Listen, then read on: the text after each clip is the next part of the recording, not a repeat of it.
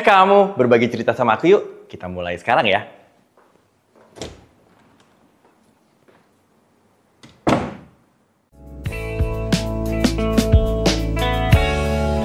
Jadi biasakan untuk berkata jujur, kayak aku sekarang.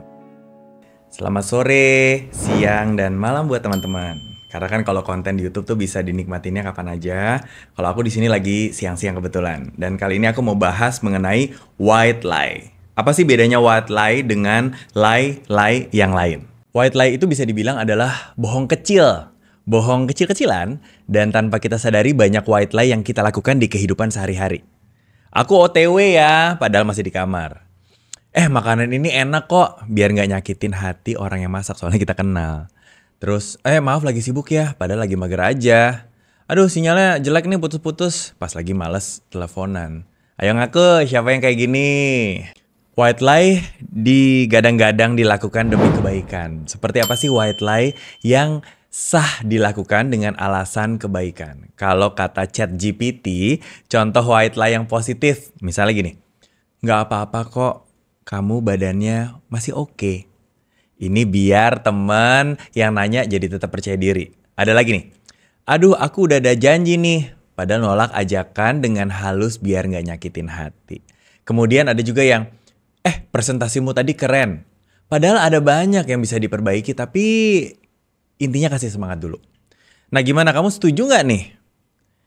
Kalau aku sendiri pernah melakukan white lie ketika temenku yang memang sudah bersusah payah ngerjain skripsi, terus pas dia ngeliatin ke aku sebelum dia presentasi ke dosen pembimbing, aku lihat di situ memang banyak sekali sih kurangnya, cuman intinya adalah nggak terlalu banyak waktu untuk dia memperbaiki. Yang aku bisa lakukan adalah menyemangati saat itu gitu loh. Jadi mau nggak mau kita lihat, mungkin kalau untuk aku adalah lihat situasi dan kondisi bagaimana penempatan untuk si white lie ini. Tapi namanya white lie besar kecil itu tetap aja kebohongan. Nah kalau misalnya white lie kita berikan kepada pasangan kita terus-terusan, kecil nanti jadinya malah besar. Setuju nggak? Karena kebiasaan bohong dan menganggap hal tersebut adalah hal yang normal bisa bikin kamu semakin tanpa beban nih nantinya ke depannya untuk berbohong. Dan menurut aku hal tersebut, again, balik lagi kita lihat kondisinya, jangan kita biasakan. Ya, jadi biasakan untuk berkata jujur. Kayak aku sekarang, misalnya ada teman ngajakin keluar, Dit pergi yuk. Aduh sorry nih gue capek banget hari ini, jadi kayaknya gue memilih untuk di rumah. Daripada aduh sorry kayaknya nanti gue ada ini padahal gak ada gitu.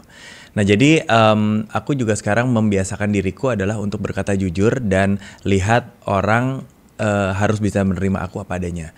Jadi sebenarnya aku juga kurang setuju dengan statement bohong demi kebaikan. Karena kalau memang tujuannya demi kebaikan, memang kita harus mau gak mau kasih sesuatu yang jujur walaupun memang mungkin terasa pahit. Nah itu pintar-pintar kitanya bagaimana cara kita menyampaikannya ya.